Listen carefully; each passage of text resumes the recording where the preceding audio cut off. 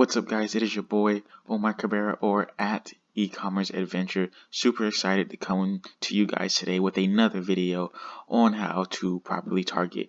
Guys, a lot of you guys have been asking me this question: how do you actually target using, Facebook ads? Like, how do you make your audience so niched down where your audience is only being targeted to the correct people? And today I'm going to show you that. So first of all, what you want to do is you want to go to AliExpress and find a product. Of course, you want this product to be a winner, right? This product is, for instance, it's gonna basically show you guys exactly how to target. So this is a basketball hoop, okay? And as you can tell, you probably have the Facebook marketers probably have like a lot of things going in their mind right now of who to target, how to target, and why you're targeting them. But I'm going to show you a way where you can target maybe 1 to 2 audiences, and this is basically going to absolutely run and scale your campaign and give you the right audience that you want to target to. So a lot of people out there would target LeBron James, right? And I'm going to kind of show you, I usually people run worldwide, or you can run something else, but I'm going to do the big 4. So the big 4 is United States. Okay, and these are for obvious reasons. These are the people who most likely will purchase from you. Canada, because most likely the other countries, they're just gonna window shop, as people call it, where they just look in and they really don't even purchase anything, and it kind of messes up your data, and you have to spend more on collecting data. So then you're gonna target the United Kingdom. So you guys usually are probably familiar with these, the top 4 right now. So you have Canada, United States, and United Kingdom, and then you're gonna have Australia. Okay, and these are your big 4. Now, I always usually particularly target these 4, or if you have more of a budget and you really don't know who you're targeting, then you can go worldwide. But I don't recommend that, because you're wasting a lot of money and you're not really getting the feedback you want. So you can leave this blank, unless yours is really niche down, like maybe you're selling makeup, but you never really know. So now, what a lot of people would do is they would say, okay, basketball. How do I target basketball? So some people, they would target by finding people in that industry that have succeeded at that level and that people know. So most likely a lot of people, probably almost everyone, knows LeBron James when it comes to basketball, right?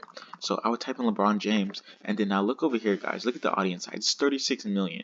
36 million. That is a lot of people, and I can guarantee you that not all of those people are actually into basketball. Like, you can have some people that maybe is interested in LeBron James because of the foundations he's running for kids, or they're into LeBron James because of something else. Like, they're not actually into LeBron James. Maybe they absolutely hate LeBron James. You know what I mean? So you never really know with a target like this, because it's so broad.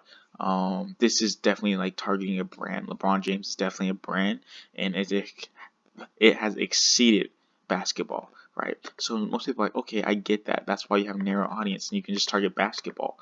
But let's see what happens when you do this. And I want people to really notice the difference in this, right? Look at this. It went down 2 million. That's it. And the reason why it only went down 2 million, because if you're interacting with LeBron James, you're technically interacting with basketball. And that's the reason why it wasn't that big of a jump. Now, what I'm going to teach you is how to actually properly target a basketball audience, extremely niche down, to the point you're probably only targeting less than 100,000 people. Now let's just dive into it. Okay, so what I'm going to do is I'm going to get rid of these, because these are bad audiences to target. Okay, these are really bad audiences to target. Now let's say I need to target an audience for this basketball hoop, right? So what I would do is, and this is what I do for most of my campaigns, when I need to really niche it down, and if it falls under this, so I'll go to Google, and then what I would do is I would say top basketball magazines, right? So I'm looking at the top basketball magazines, and for some reason it's about basketball wrong, but anyway, so I'm looking for the top, so I'm going to go right here, and it's the top 10 basketball magazines. Now, what I'm gonna do is I'm gonna look on this website, and then you have Sports Illustrated. Sports Illustrated is basketball, but to me it's too broad. Slam, never really heard of it. It does have pretty good, what is it? Pretty good numbers, like 1.9 million, but I kind of want to go into the hundreds of thousands area. Now, Dime Magazine. I've heard of Dime Magazine. I am a basketball fan, so this is something I interact with. So I'm like, wow, Dime Magazine, interesting. So now what I would do is I would go back into this campaign. Again, I'm still targeting these top four.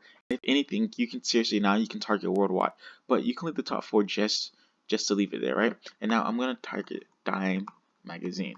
Now I want you to notice the big jump in this. Now Dime Magazine is a really big, a really big magazine for people who are basketball fanatics. Now look how small the size is right here. It's 43,000. Okay, so I'm gonna click on Dime Magazine. Now, right? So you have 45,000. You're targeting 45,000 people in this audience out of the United States, Canada, United Kingdom, Australia. Now imagine running PPE campaigns at scale, right? And then you can narrow down the audience to just basketball. Now guess what? This is not going to jump at all. It shouldn't, however. But you know, Facebook. See, look, it doesn't jump at all. And the reason why it doesn't jump is because Dime Magazine is particularly for people who watch basketball, right? So now what you're doing is you're giving your ad campaign more of a chance to be put in front of people who actually interact and actually love basketball. So now this basketball hoop that you're selling has more of a chance to sell.